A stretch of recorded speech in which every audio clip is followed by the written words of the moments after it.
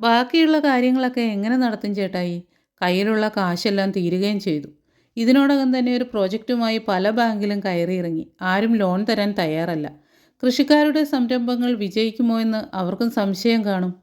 എന്തായാലും മുമ്പോട്ട് പോയേ ഒക്കൂ. നമുക്ക് ആ കേരള ബാങ്കിൽ കൂടി ഒന്ന് പോയി നോക്കാം. അങ്ങനെയാണ് കേരള ബാങ്കിലേക്ക് പോയതും ലോൺ അടവിനായി വന്ന പഴയൊരു സുഹൃത്ത് സജിനിയെ കാണുന്നതും. ആൾ നല്ല ഹാപ്പിയാണ്. സംസാരത്തിനിടയ്ക്ക് തൻ്റെ സ്വപ്ന പദ്ധതികൾ നടപ്പിലാക്കിയതിനെക്കുറിച്ചും അത് കേരള ബാങ്ക് വഴിയാണെന്നും പറഞ്ഞത്. അതോടൊപ്പം തന്നെ ബാങ്ക് മാനേജരെ പരിചയപ്പെടുത്താനും സജിനി മറന്നില്ല. ഇനി എൻ്റെ പ്രോജക്റ്റും യാഥാർത്ഥ്യമാകും കേരള ബാങ്കിനൊപ്പം. സാധാരണക്കാരന് അവൻ്റെ സ്വപ്നങ്ങളെ സബലീകരിക്കാൻ കേരള ബാങ്കിലേക്ക് പോകാം. അവരും നമ്മോടൊപ്പം ഉണ്ടാവും. അതോടൊപ്പം തന്നെ സജിനിയുടെ സംരംഭവും കൃഷിയും കാണാൻ എനിക്ക് ആകാംക്ഷയായി. എല്ലാം അതിമനോഹരമായി ചെയ്തിരിക്കുന്നു. അയൽക്കാരായ കുറച്ചു പേർക്ക് അതുവഴി ജോലിയും കൊടുക്കാൻ പറ്റുന്നുണ്ട്. പ്രതീക്ഷകൾ മങ്ങിയ എൻ്റെ ഉള്ളിൽ വല്ലാത്തൊരു ആത്മവിശ്വാസം നിറഞ്ഞു.